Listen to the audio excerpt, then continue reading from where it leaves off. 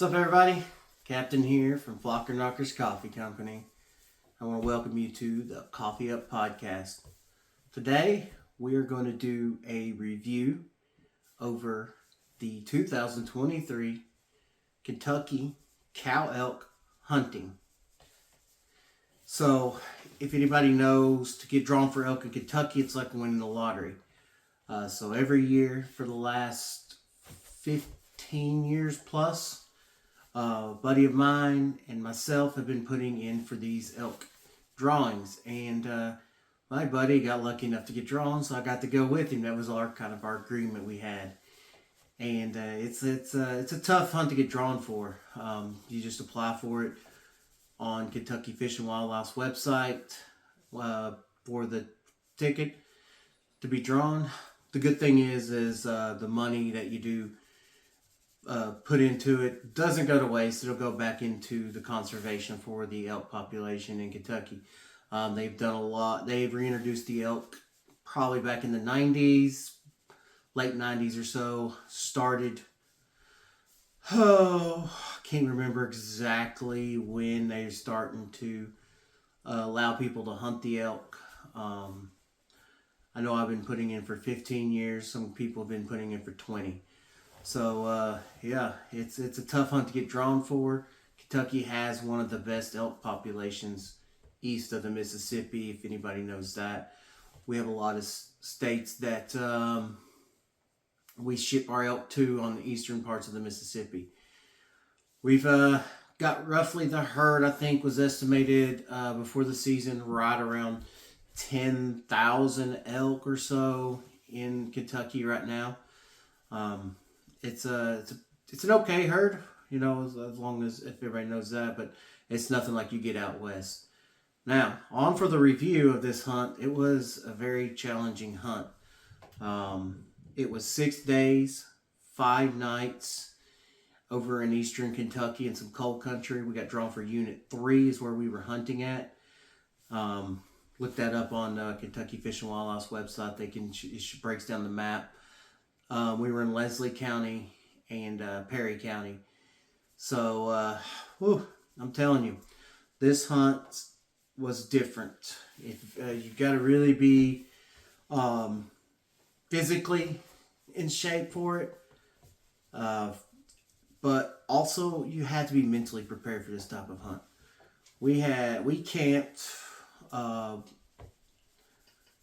for 5 days or 5 nights in, man, it seemed like a swamp. It was wet, it was muddy, it was cold, and just nasty. Some beautiful views. We went to one strip mine job where elk have been put in at, and they kind of migrated into those areas. We hunted there for 5 days. 5 days of hunting. It was cold, like I said. It was windy, high winds. Just a mentally miserable hunt. A lot of walking. We did do some driving to different areas, and did do some the day we got there, we drove around the strip mine, get an idea of it, doing some glassing. The thing about it is on this type of elk hunt, we're still learning. This was our first one. Hopefully have some more in the future, if not in Kentucky and maybe some other states. But it was a lot of glassing and sitting and a lot of covering ground. A lot of ground. The first day that we were there, we covered a lot of ground before the season started. We got there the day before the season started. Like I said, we drove and hiked. Beautiful out there, though, in eastern Kentucky. It's a very different view in the first job that we went to for 5 days. Didn't see any elk sun. We seen elk sun, but we didn't see any elk. I mean, tons of elk sun. It was about 2,200 feet or so in elevation.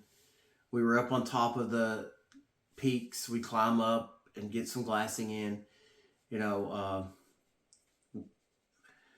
Then we moved over to another area, another strip mine job. I'm not a big promoter of like Facebook and stuff like that. I'm not huge on the social media, but it's kind of cool that there's a community out there, these hunting community, and how people will just kind of drop some advice out to help people out, and it's really neat. If anybody's ever really gotten into hunting, it's a different thing. But the people out there in the hunting is just they're awesome. The people that hunt. I mean, this guy got on Facebook and said, "Hey, you hunting this morning?" And we said, "Yes." "Hey, I killed a cow elk here. Try over here. We seen these herds here and here." Just that little tip that caused us to move that morning. Not going to announce if we were successful or not. I'm going to let you watch the actual hunt video when I upload it to YouTube to see if we were successful or not. But, it was just neat because this guy was successful in this area and he dropped a hint to us and a tip. The hunting community's awesome. I mean, they are truly really cool about helping each other out. And it was neat. So we headed over there. A lot different. I don't know if anybody's ever been to Wyoming or seen pictures of Wyoming. The first spot kind of reminded you of what Wyoming would look like. We got to the next spot and it was very just growing up. But, we were mentally exhausted. No sleep because of the cold weather. It was 20s most of the night, 12s one night, wake up with frost on you. It was tough being motivated during that time. Headed over to that area last day. But we did see some elk. Finally got to see some physical elk. Tons of elk sign out there. Just different experience, and I can't wait to do it again.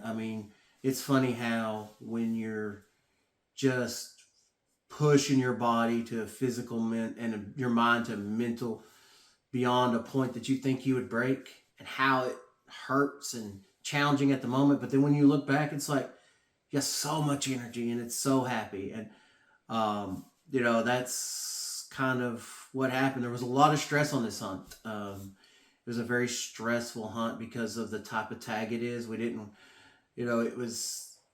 this could be once in a lifetime. He may never get drawn again. He can't apply for 3 more years now that he got drawn. I've not got drawn yet, so he'll get to go with me when I get drawn. But, it's, just different. It was different. Never hunted like that before. Never been pushed mentally like that before. I've never been pushed physically like that before on a hunt. Totally different. And I loved every minute of it. Even the ups and the downs and, just the cold, the elements, snow one day. Finally got some sun one day, and it was just the weather. It can play effect on you. So, but I want to encourage everybody to be outside, be out there. Enjoy those moments, because being outdoors, it kind of gets us back to our roots, and that's kind of where everybody needs to be at. These kids need to be outside too, because just pushing yourself is totally different. But overall, great time, good company. It was very, very, very energizing, and I was so happy to do it with somebody that I call my brother. You can check his webpage out, or his Facebook page out, at 5J's Custom Blades. Does phenomenal work. Just go over to the Facebook page. He makes custom blades, and this dude's awesome. And I was happy to be able to do it with him. It's something that we've talked about for 15 years. It's something that we've done and made that pact, and being able to be friends with somebody for 20-something years and know you better than your significant other. It's crazy. And, just, it was a fun time. Take people outdoors, take them hunting, get out there. Head over to flockerknockers.com, pick your fuel out for your next adventure, and I'll see you on the next one.